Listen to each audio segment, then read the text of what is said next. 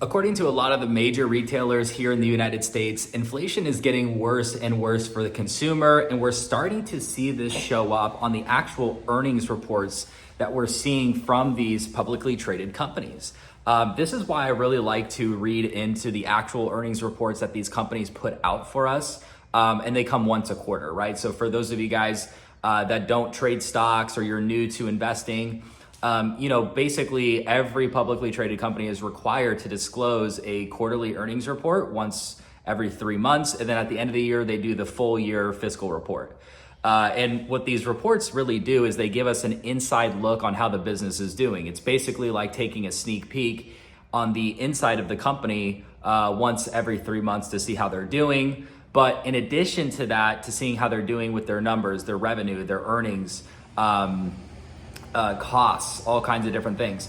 In addition to getting, stuff like that, and in addition to seeing what those numbers are coming out to, we also get these earnings calls. So we get to listen to top executives of these massive companies talk about kind of what's going on and what their opinion about the economy is and how they think the companies that they're working at are going to do going forward. And that's very, very valuable information, because I think it's so much better of an indicator to listen to what the companies are telling people and not what the government is telling people.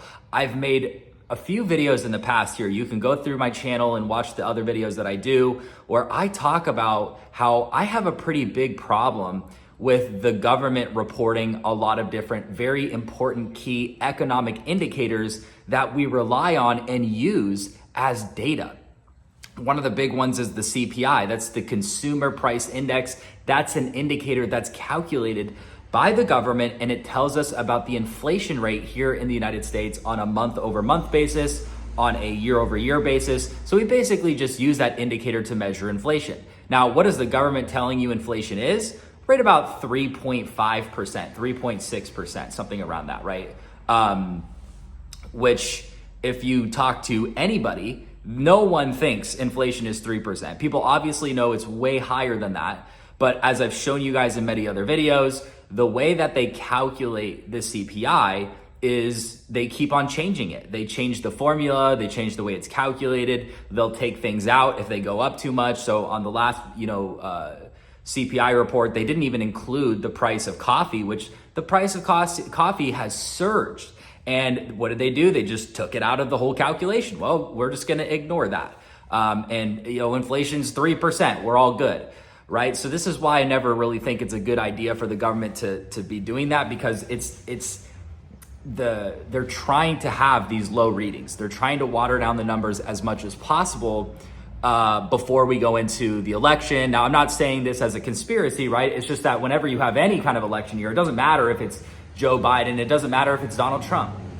Anytime you have any re-election year, you're going to have the Fed, the media, all of these, outlets are going to try to boost the president's chance of staying in office, right? At least that's what we have right now. So I think, again, we have to have these low inflation numbers, because that's the number one thing people are concerned about is inflation, rising prices, costs going up. This is getting very expensive for people. And that's why I wanted to talk about in this video today, some of the earnings and the information that we're getting from these corporations about what's going on with inflation and how the consumer is actually dealing with all this, right? Because surprisingly, and I will say myself, I'm actually pretty shocked too about this, is just how well consumers have been able to keep up their spending.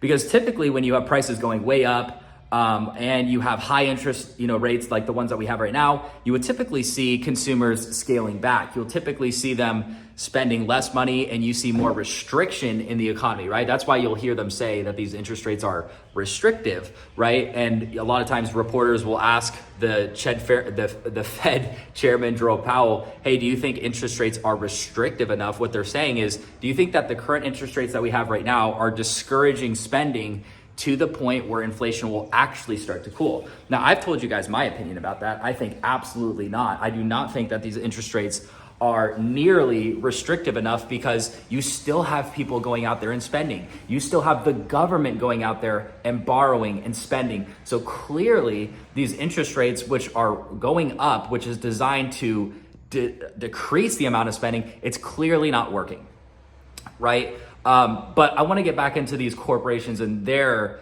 opinions about what's going on with the consumer, because like I said, the whole reason I kind of got into that side rant right there was to remind you guys, or if you didn't know, that the consumer has had a lot of resilience. Even though prices are up, even though interest rates are high, you still see people going out there and spending. Now, where the money is coming from that they're using to spend, that's a whole other video, right?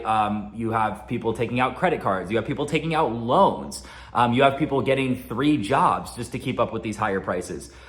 Savings rates are getting depleted. So we have to look at this and go, well, yeah, people are putting money on their credit cards, and on top of the already higher prices that they're paying, they have these super high interest rates, so it's even more expensive.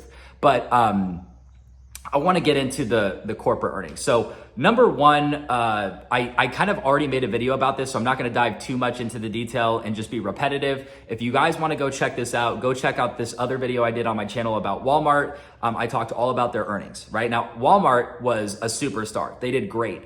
What you're seeing happening at Walmart is a lot of these wealthier shoppers are going from things like Whole Foods. They're ditching Whole Foods. They're ditching these expensive grocery stores, and they're going to Walmart.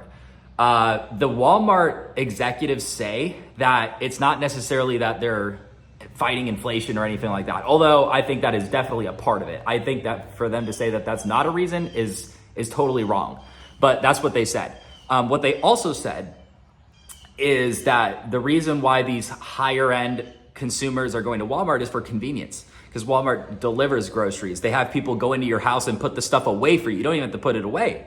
You have curbside pickup. You have all of these options that just make it easier on people's lives who are busier, right? Or these higher earners that don't want to be spending, an hour and a half going to the grocery store, getting all the stuff, going to the front, waiting in line.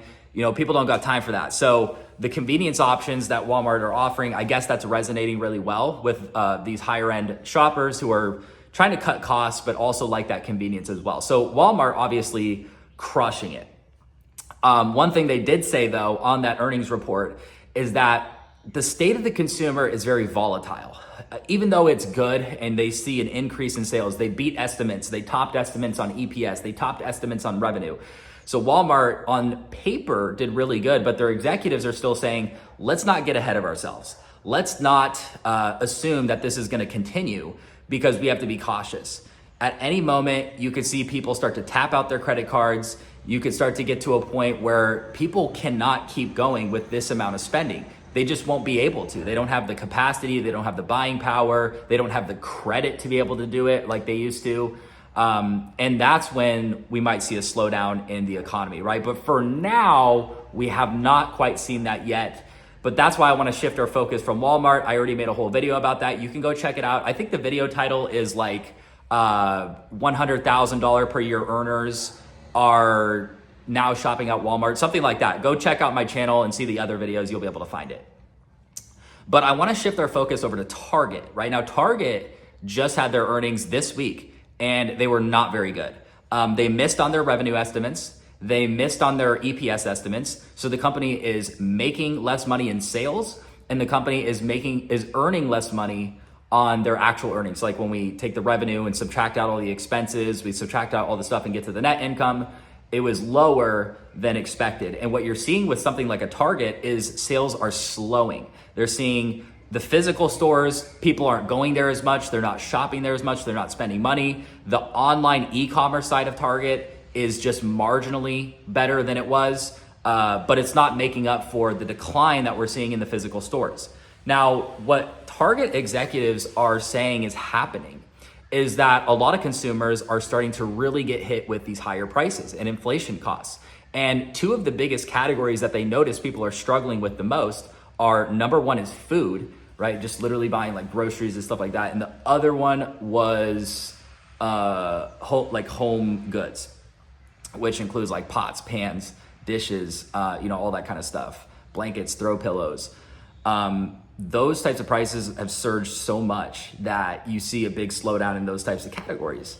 And food, again, like I said, has been pretty out of control, to be honest with you. So because of this slowdown in sales, they want to try to put a stop to this trend. And so they're putting a whole plan together. They're saying what we're going to do is we're going to slash prices. We're going to offer more promotions. We're going to get more people into the stores by offering coupons and things like that. That should be able to get people back into the store. But they were also equally as concerned about the state of the consumer. One of the things that one of these executives on the Target earnings call was talking about is how 1 in 3 Americans, 33% of people, have maxed out at least one credit card. At least one credit card. Now, a lot of people, what they're doing is they're getting a bunch of credit cards. They're seeing how many credit cards can I max out, right? Because they don't want to stop spending. People don't want to stop spending, even though interest rates are higher than they've ever been. It's a little bit interesting to see, even though this is a very expensive time to be borrowing money, people are still doing it. People are still going for it. It doesn't really matter. They're just tapping out cards and then they get another one and then they do the same thing. But according to their executives, about 1 in 3 Americans have tapped out at least one credit card. And it's only a matter of time. Like if this trend keeps going, if we're going in the same exact path, the same trajectory that we have right now, people are going to tap out of their other credit cards as well. And at that point, how are we going to see the same amount of spending, right? Now, one last thing I also want to address is the retail sales report. I do believe I also kind of mentioned this in another video as well. But with retail sales, the last report that we received for the month of, I believe this would have been the month of April. I believe retail sales numbers are lagging. So it would have been for the month of April in that case. And we saw 0.0% growth. So, and by the way, the retail sales numbers are not adjusted for inflation. So if you have the same amount of economic activity and prices go up, you should see an increase in the retail sales number. So if you see 0.0, that means that even though we have higher prices and we should see growth, you're seeing no growth, which means the economic activity itself is slowing. So you definitely see consumers are starting to feel that inflation a lot more. Now it's taken a little bit of time because like I said, over the past couple of years, despite higher prices, despite higher interest rates, you still see people going out there and spending money and getting credit cards and maxing them out, and they just didn't care. They just kept going, right? But now that people are starting to get to a limit, they're hitting credit limits, they're hitting the maxes on their credit cards. They can't borrow anymore, and at that point, what are they going to do? Right? That's kind of the whole thing that I've been kind of wondering and pondering here. And that's when I think we see a big slowdown in the economy. That's when I think we see, we have a recession on the table and stuff like that. That's why you see a lot of people talking about this, is because these are patterns, guys. These are things that we can see from a million miles away. And it all seems very obvious to me, but the problem is you go into the financial media and what are they talking about? They're talking about how strong the economy is. They're talking about how good it is. They're talking about all these jobs that are being created and how inflation used to be 9% and now it's 3%. And they forget to mention the fact that inflation's cumulative. So over the past few years, we've really had huge price increases and we're just all being gaslit into essentially thinking that what our beliefs about money and what our beliefs about these higher prices are completely false, which is, I'm here to tell you guys they're not, right? That's the thing about YouTube channels and social media and people like us that can get on here and just make content and give our opinions, is because it's not just the mainstream anymore. It used to be just CNN and Fox that were driving the narratives all the time. They had all of the control. But now that we have, and I get that social medias are not perfect, but at least they give us a little bit of a platform to challenge those beliefs or challenge those narratives that are being thrown at us in the financial media. And one of the big narratives that I think is so wrong is that our economy is strong, our economy is growing, everything is great, inflation's going down, unemployment jobs are being created. So I just like all these things, they just sound off to me. That's why I make these videos, is because I do think it's off, and I do want to sit here and say something because I want to get that opinion out there. I want to challenge that narrative that everybody's being kind of, I guess, forced to subscribe to. So anyway, I want to know kind of what you think about that as well. I want to know how you guys feel about these earnings, what these retailers are telling people, how you're starting to see, obviously, that they're slowing. They have to start cutting prices to respond. Consumers are feeling this inflation, and just look at the retail sales numbers. I mean, they're not even growing anymore despite the higher prices. So you know that people are slowing down. You know that people are hitting credit limits and things like that are starting to happen. So this is where we get to a point where it's very possible we see a slowdown to the magnitude of where we can even enter a recession. And worst case scenario, right, we have stagflation, which is when we have a recession and inflation continues to go higher. I'll probably make a separate video about how that works, because stagflation is a confusing concept for a lot of people, but actually it's really easy. That's why I'm gonna make a separate video about it, just to break everything down for beginners. So also, speaking of beginners, if you guys are new to investing and trading in the stock market and you guys wanna be able to